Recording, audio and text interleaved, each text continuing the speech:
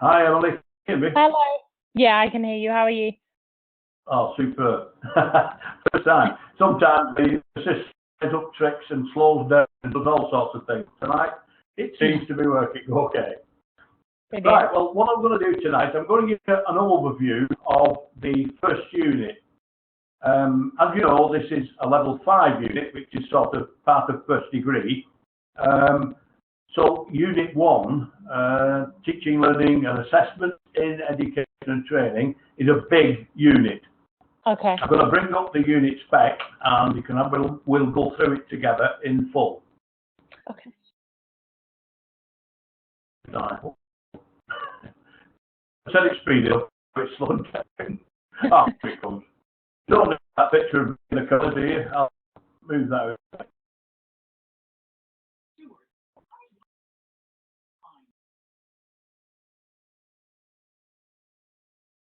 Come on, load. Oh. Right.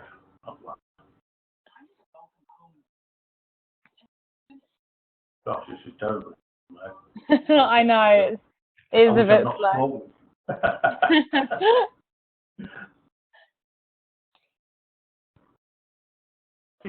We'll work through it as it loads. So we're going to look at, there's going to be 8 learning objectives in this unit, and there are 3 or 4 assessment criteria to each unit.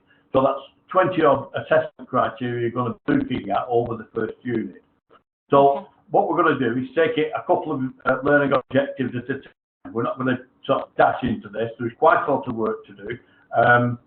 But I believe you are in a teaching situation, aren't you? Yeah, I'm a teaching assistant in a primary school at the moment. So, great.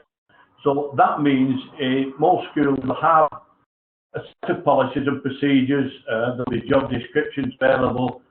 They will have assessment practice and how they do it. So what we'll do, when we first started this policy, it's a fairly new one. The students did it as an academic exercise, and that's not how the awarding body want it to be done. They want it to be as practical as possible. okay. So what I've done, I've revamped the whole qualification now, and I've been working through them a unit at a time. Unit 1 is complete and Unit 2 now. So what we'll do is look at what you actually have to do, not what it actually says down on here. Right. Okay. So again, it says, analyse your own role and responsibilities in education and training. Now, I've got a little thing on the floor. I'll minimise that. Halfway. I'll move it.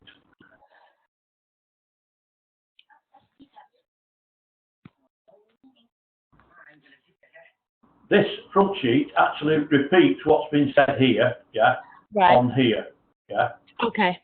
So what I'm going to do is bring that across now. I just wanted to show you that, that's all. That this says exactly what that says, So I can actually move this up, bring it up to full size. Yeah, that's better. Now we can look at it in detail now. This assignment front sheet is what we use for marking normally, where you as the student has sent work in to me to assess.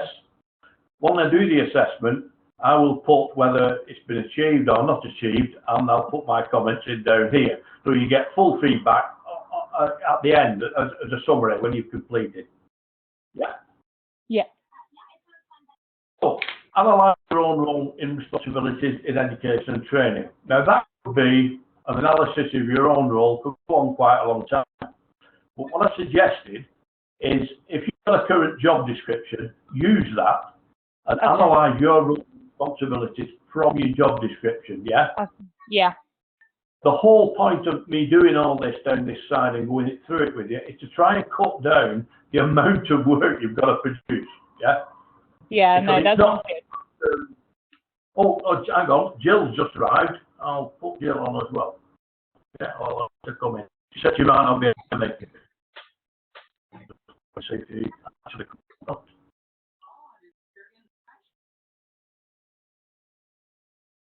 until she does, we'll carry on. All right, can you hear me? Hi, Jill, are you in? Hiya. You missed it. What I'm going to do actually is we've just had whoops, I lost me. Just a minute.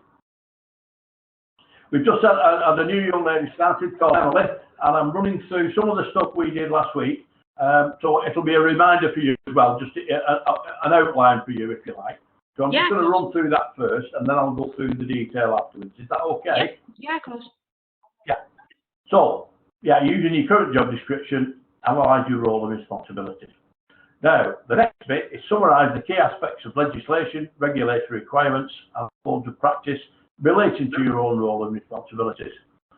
That's read and respond. There's a section on our Moodle that you can go into, and you can look at the reading map that we put on there for you to cover this sort of thing. So it'll cover the different legislations, things like, you've got your CIB checks and things like that. Well, there are a number of other things, the Institute for Learning and the Code of Practice. There are a number of things that you can actually summarise those things on there. So it's not a great piece of work, you only summarise it. Then it looks at, again, analyse the relationships, boundaries, and between the teaching role and other professional roles. Again, that is meant to be in your own situation. So if your school has an organogram, sorry about that, with an explanation of who does what, right, an analysis of who is who, including non-teaching staff, and what your relationship is with those and how it all works together in your particular team. Okay. Then it describe points of referral to meet needs of learners. Now there are quite a few different ones on here. You'll find that referral points will differ in the different groups that you are teaching in. Most of my teaching has been in higher education. So our referral points were quite different to somebody that was teaching juniors and infants, of course. So again, it must be related to your current workplace or school, college, work policies, and practice procedures, and to describe the needs of your learners or workers, because people do work inside their own work, so actually putting a portfolio together for what they do. So both internally and externally. So there'll be referral points within your organisation if you've got students that have got a particular need, or it's been discovered they've got a certain need, then there'll be referral points within the school. Now, it depends again on your school's policies and procedures, but normally teachers are not encouraged to contact outside assistants. For instance, circumstances do occur where social services may have to be called and things like that. Now, usually there was somebody within the management of the school that is responsible for doing sort of things, but as long as you know who that is and how you actually do that process, then that is the important thing. Okay? Yeah. Yeah, so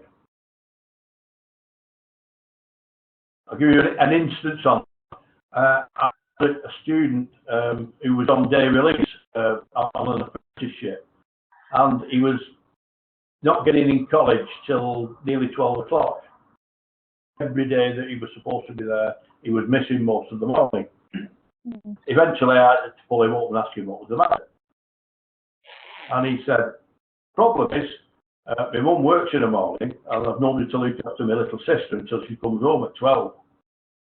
So I said, oh, right, okay. So I knew the staff within the college I was working in had a crash, but it was mainly for staff. So I went to see the matron and mentioned to her that there was an issue with one of my students, and it would be sort of a morning thing. And I told her how old the little girl was and so forth. And then that's not a problem. He can bring her in with him, leave her here, and then he's going to pick her up at dinner time. So I said, that's fine. So then I contacted the mother, who, when I went to see her, was in floods of tears. I know it's not my responsibility, it's not my responsibility and all this. I said, look, don't worry about it, it's sorted. And I explained what happened, and it was fine. But that was because I knew who to go and speak to try and get it sorted out. So again, it's important that whatever situation you're in, you know where you can go and what support there is for what you do. Okay? Okay.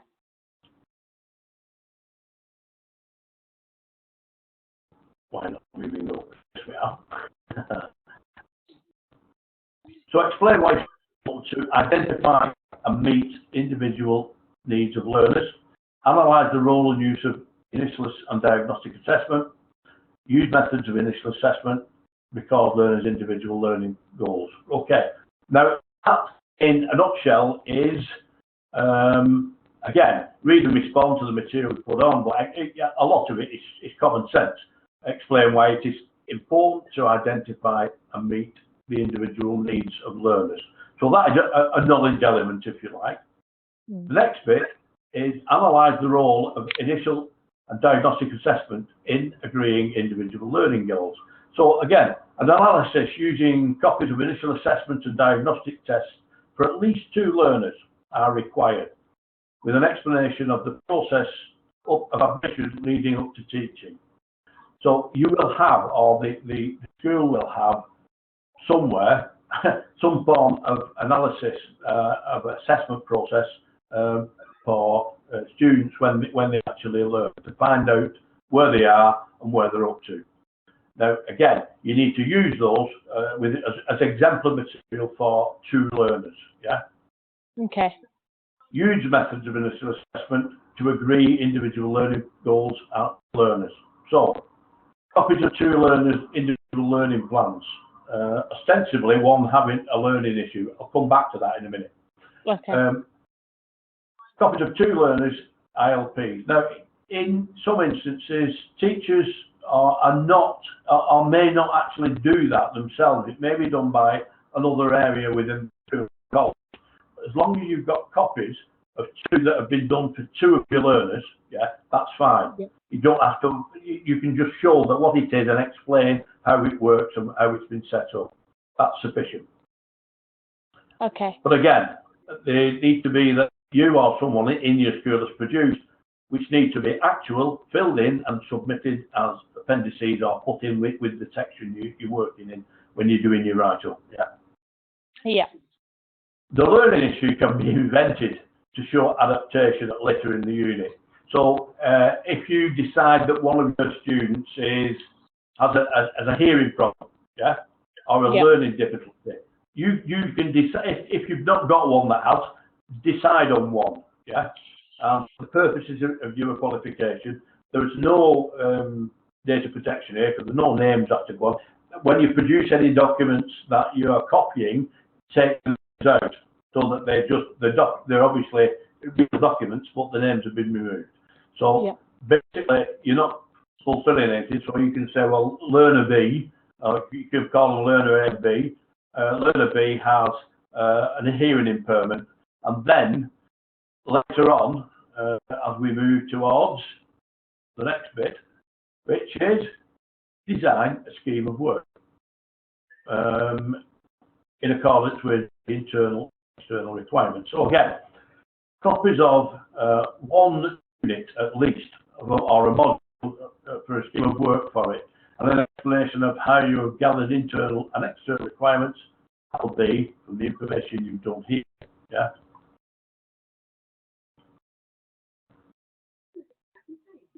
And then design teaching plans of work. Now again, there'll be examples on if college has not, they should have, but if they've not got particular documents, we have got blank ones you can fill in for a particular student in your circumstance. So don't worry too much about that one. We can work around that if there's a difficulty there. Right. Again, your lesson plan, which responds to the individual goals and needs of learners and curricular requirements. So copies of your lesson and describe where and how you use the plans. Yeah. Yeah. as you know, every lesson's supposed to have a lesson plan with what the tutor's doing, what the students are doing, and usually there's a timetable on this as well to show how long the lesson took and what's happening at any particular point, you know, what resources we use, that sort of thing. So, explain how your own planning meets individual needs of learners. Again, points in 3.2 to explain the tasks in 3.3 and 3.4. Yeah, let's explain ways in which teaching and learning plans can be adapted to meet the individual needs of learners. Show how you've adapted your plan at 0.4 to the learning issue. Can you see where I'm coming from now? Yeah. Yeah, it's a follow-on. Everything on this rolls on, and it's about the premise you start with. If you work through it in that manner, I've worked out that it will cut 50% of the amount of writing work you've got to do with your explanation. If you've got an example in front of you, it's a lot easier to explain what that's about than write a whole thing about what it should be. Yeah? Yeah.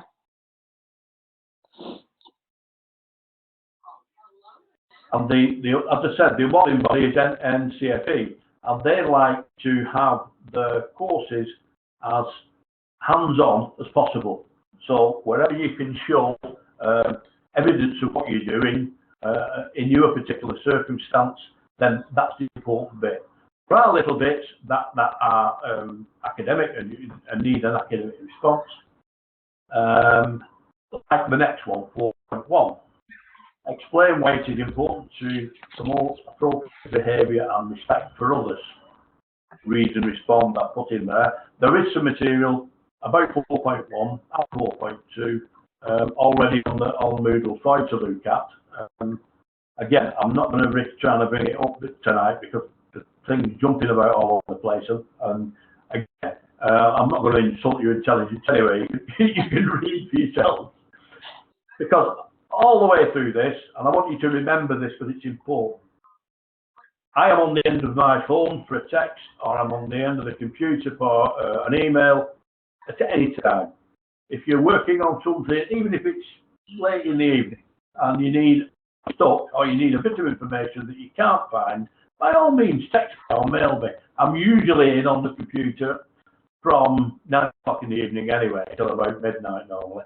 So again, at weekends, I'm usually on the end of the phone. So by all means, do not. It's part of the operation that we work this. It's a lot of online organisations give you a lot of stuff to look at and to get on with it. We found that doesn't work too well, and a lot of people drop off because they haven't got the support. And that's why we emphasise the support we give at any point. If you've got a problem, tell us about it and we'll pick it up from there. Is that okay? Yeah, that's brilliant. Thank you. Okay. So, 4 is explaining why it's important to behaviour and respect. And again, read and respond. Use, and again, that's another point. Use work or school, college, equality and diversity policy. And also, they may have, not everyone's got it, but they may have, certainly in HE, they have disciplinary procedure. I know that sounds rather strict, but it's not. It outlines what you do in certain specific cases. Certainly with behaviour that needs to be with and things like that. It's basically what you can do, what you can't do, and how to actually go about it. So again, that if your organisation has got that or something, one of the policies and procedures is in there which covers it, then by all means have a read through that. It'll give you some ideas of what you need to put in. Okay? Yeah. So,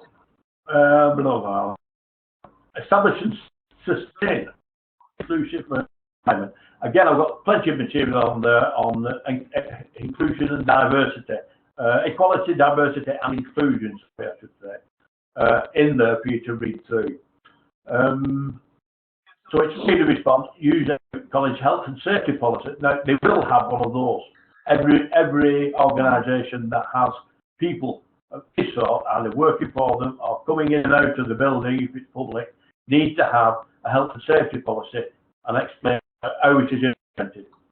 For instance, the classroom today is a lot more complex than it was when I started to teach, let's say a long time ago. The blackboard, a piece of chalk, and occasionally a projector you might have. Today there are all sorts of electronic gadgets, electronic smart boards, whiteboards, any number of things. A lot with trailing cables, things of that nature that need to be risk assessed and actually made safe before anybody starts diving around the classroom. So a lot of that information will already be within the organisation you're with now. So again, I'll read through there and look what they've got that will help you put that again. So how you establish a safe and inclusive by following the procedures we've got, which say blah blah blah. Yeah. Yeah. Again, analyse the effectiveness of teaching and learning approaches used in your own area of specialism in relation to meeting individual needs of learners. This is purely an analysis of what you do in your teaching approach and why it is effective. And again, the school, college, work communication practice example. This is 5.2. Work communication practice example, email, meetings, oral, newsletters, whatever they have that they use for communication. I'll go back to that 5.1 and finish it off, did I? And say it's effective. Now, I've put that on, but what I will add to that is why it's not effective. Because this is analysis of what you do in your particular area. You could, if you feel that which is something in your specialist area could improve, by all means, say so. But again, it's what you feel you are actually working in your situation. Yeah, so I'll put that in different education methods that are used within your area. Analyze of resources used in your own area, specialised in relation to meeting individual needs.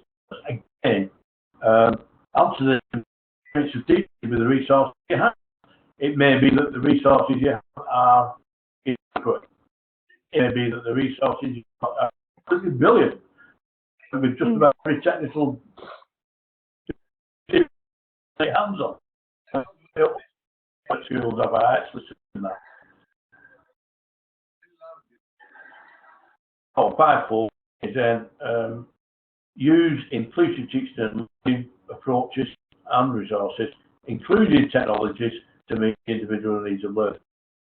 Do and explain the needs of learners, and read the resource on this as well, because we've got one in there of the technology and how for you to reflect on.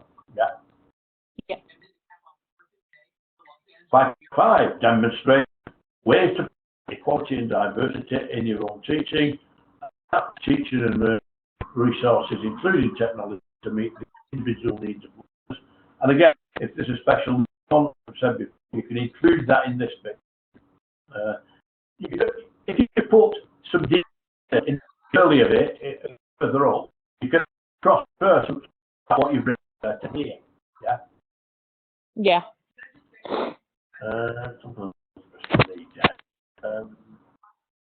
Communicate with other professionals to meet individual learning needs. And this is, and again, it will depend purely on where you are and what you're doing. In this area, deal with a lot of other professionals because delivering a particular subject. In all cases, in HE now, the work is not examined, it's continually. And you, as a will be doing assessment. The assessments will be passed to the quality assurer, will check all the assessors assess the same qualification, to see if you're on the same page. You understand? Yeah. Yeah. Sure that not is harsh or easy on particular students, and to the quality of the process going through. So I put that in on the assessment records. If you've got any internal verification, minutes of evidence for standardisation, which I explained about, where you look at different works. What I tend to do, I like it for this stage and a couple of other places as well. And what I do is periodically, experienced assessors, probably once a year, sometimes twice, I will bring all the same qualification teacher, and we'll put some students in front of them and get them to make an assessment of it. And everybody should be saying the same thing. It's not. It's for people to look at what others do and then say, yeah, well, perhaps I could improve. I could probably have what I would do it, or the other way. Other people will look at what you will and say, well, I thought about that. Yeah. So it actually puts that in a nutshell to make sure that the whole process it's not only for the student. Yeah. Mm.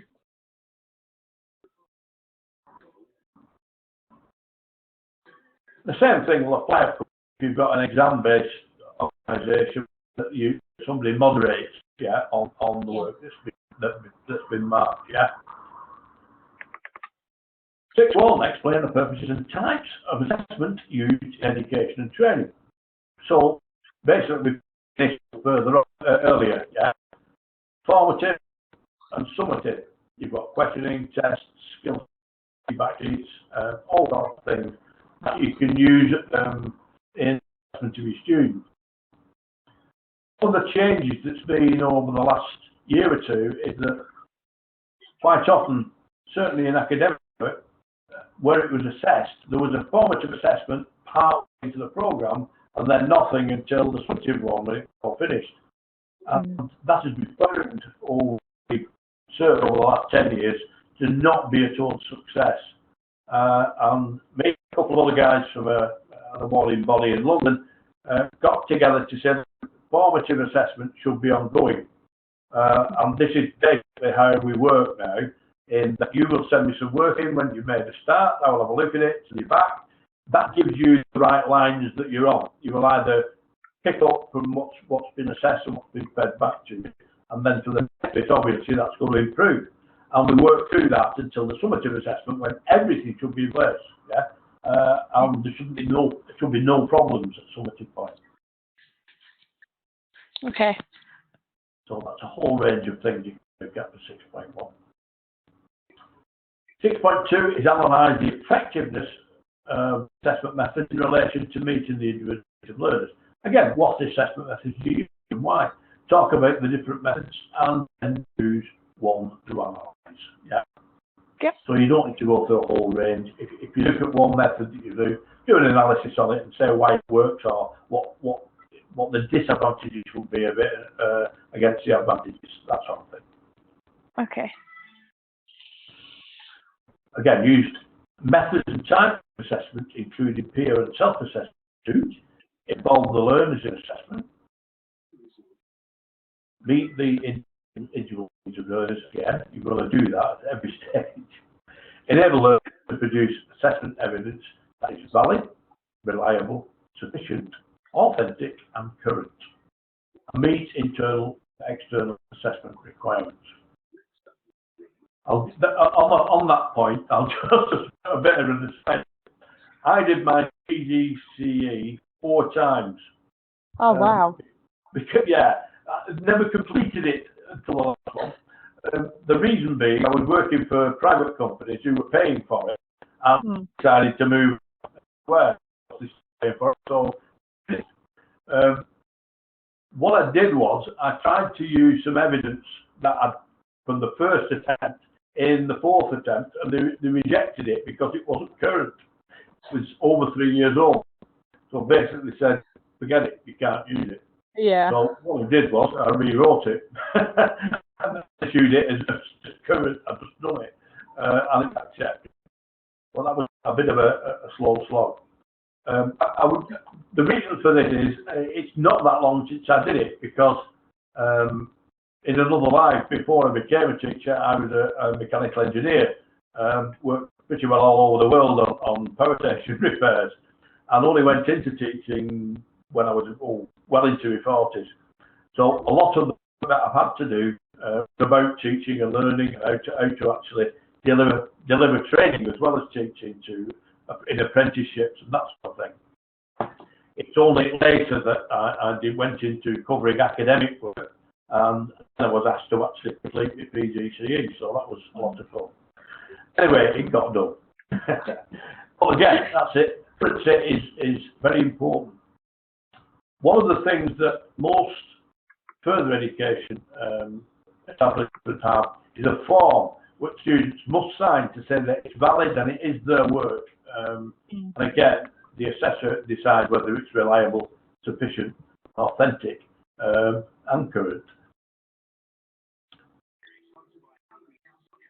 Just support with dialogues and tasks that in analytics a bit more. So you look at those, and where you actually do involve learners in the actual assessment process.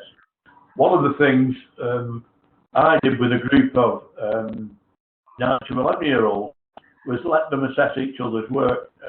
We did an exercise. Children of that age are very honest. I think it's quite fun, the results after them.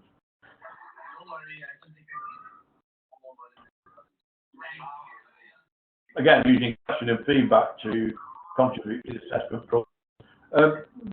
Things we used to do is we'd have a discussion after the lesson. We'd sit around and we'd do a discussion group.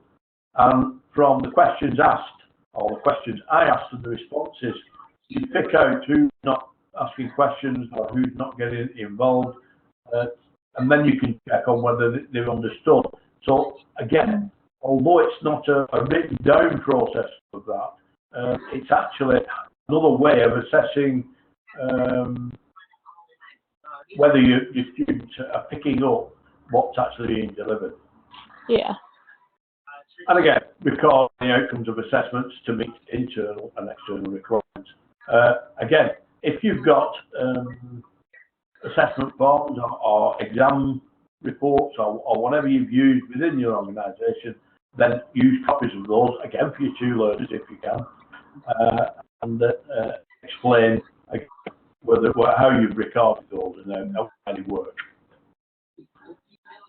Again, communicate assessment and verification to other professionals with interest in the learner. That is, in schools, that can end up in your end of term report that you send to parents as well. That's another document that you will have available that you can use and explain. Yeah. Yeah. Again, in higher education, we have to pass. If I've assessed work, I have to pass it through to an internal quality assurer for him to look at my work, and just the same as so I'm communicating information with another professional. So that is another means of that. Learning achievement of this one. It jumps into the next bracket. All 7 is analysed ways in which core elements can be demonstrated in the planning and delivering and assessing of inclusive teaching and learning. So again, you can use your diagnostics tests, English, Maths and IT, explanation of where they apply and how they fit into your course. May not all come into the course, but say why. As an example, I have I have a small group that are teaching not music as such, although it is music, but it's learning to do, like, sound control. You've seen those where they do bands are making a record. You've seen the sound engineer and with his equipment. Yeah, well, they have guys learning to do that. They said, how do you fit Maths and English into that?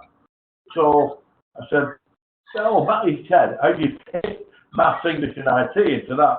I said, well, the IT is pretty simple. So he said, oh. I said, well, it's quite complex machinery you using there, and it is new technology. So he said, oh, yeah, I haven't thought about it like that. I said, do they have to do any write-ups of what they've done? Oh, yeah. I said, well, there's your English bit. So what about the maths? So we sat looking at it for a minute, and he said, we have to cover time signatures. And how did it work? I said, there you are. I said, you told me it wasn't in. So again, it just needs to look at what you're doing sometimes. Yeah. If you're in a school, it will probably apply anyway. It will be fitted into most of the lesson plans and into the scheme of work. But where you are in a position that is different, where the circumstances are, quite different than in a school, sometimes you need to get your head around actually what you're doing and what's being delivered and how it's being delivered. And all of a sudden you'll realise that actually, there are core elements in just about everything that you do. Yeah. And do you know what the odds are I pick your name? Now, Again, look at you need to apply the evidence of 7.1 to show how the help is planning, and that should be delivering, not deleting. I want it to be set by writing. Right. 8 is you've done before. There's a lot of inference on reflective learning now for yourself. Yeah. Yeah. And basically, it's review the effectiveness of your own practice in planning, delivering, assessing, inclusive teaching and learning, taking into account the views of learners and others. Okay. when you're doing a puzzle, This is a reflective view of the own practice. Second is the material needed to comply with. You may need to put a bit work in. Now, I need to step back a minute here. I've forgotten something. sorry, you got 17. Unit 1 of this unit 1 is part of around 8 units you'll be doing in total. Yeah. So the units are written as standalone units. Yes, we've got a couple of mandatory ones on this, 1, 2, 3. But after that, they're selective, and we've selected the ones that are needed with most people. That's particularly why we've done that. Now, because they're standalone, you will get almost the same questions in quite a few of the other units. Yeah. Now, what you need to do is read Unit 3 and 7 tasks against 8.1 Unit 1. So anything that you need to add for that, to this work you're going to put in here, put it in, and then when you get to there, just say, see, learning objective 8.1 Unit 1. And that's all you need to do. You don't need to write it all again. You understand? Yeah. Pure cross-reference. This is why I'm looking at the programme, although I'm going through this unit with you one at a time, I would advise you to read through all the units that we're doing, yeah? And you'll see where there are definite crossovers. Anyway, I have highlighted them, because there's one of these sheets with each unit. I've highlighted the crossover points, and I've put on cross-refer, check first, but cross-refer to 8.1, Unit 1, or whatever it is. Okay. Okay. And again, from reflection, identify areas of improvement in your own practice and planning, delivering a presentation. ID reflection, bringing out from 7, Unit 3 as well can be actually. This task can be cross-referenced then, again, to 7, Unit 3. There are, well, basically, I will deliver a lesson like the lesson tonight. As you see, I almost forgot to put that bit in, yeah? So that I will probably look at, on reflection, putting that in earlier on when we first start, to explain its holistic qualification, rather than a unit by unit one. Yeah? Right. So, at the end of that, we've got all these suggestions are to help you use the naturally occurring evidence that you produce on a day-to-day basis as a team. Some of you might not have all the practices in a job. For instance, initial assessment, I've mentioned this before, maybe done by someone else. In this case, you can get copies of the 2 of the learning. same applies to any other process I've not personally done, but you get the full details of how the process works. Okay? Yeah, that's brilliant. So, is Unit 1 overview. Now, we're not going to do all that at once by any means. So what I would suggest is look at learning objectives 1 and 2 as a group. This is looking at your own roles and responsibility and looking at the needs of learners and recording the individual learning goals and needs. Yeah. So that, as a piece of work to start with, is sufficient. Believe me.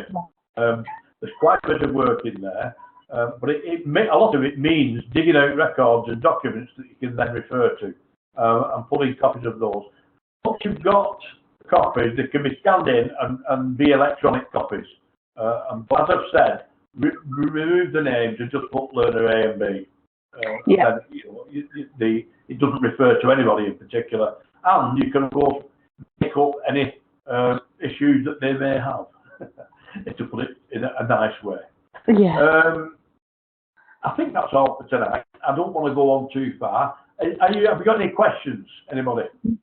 No, No, not at this point. No. You happy with that? Yeah, pretty much. Yeah. So, as I said, to move the qualification on, again, it's purely at your own pace. I'm not pushing you, but I'm just saying it's quite handy to, once you've got a bulk of this piece of work done, send it to me. Let me have a look at it. And I will, again, look at that against the criteria and come back to you with feedback to say, that's fine. Yeah. Or you might need to look at this or that or the other. And I'll make some suggestions with regard to what needs to go in. Yeah. Okay. Yes, brilliant, thank you. Okay then. I shall thank you for attendance tonight, and I hope you did all right. I don't. He's not waking up then. Oh no, I'm a little bit late because he just woke up then. We're all right. Oh, he's not coping at all. Okay then, I will close the meeting then, and just to remind you, don't worry, if you've got any questions at all, you can think of afterwards, just bang them on a mail or a text, and you've got my number and details, and I'll pick it up from there. Okay? Yeah, lovely. Okay. Great. I'll see you next week. See you Lovely. next Cheers. week. See you later. Bye. Bye. Bye. Bye.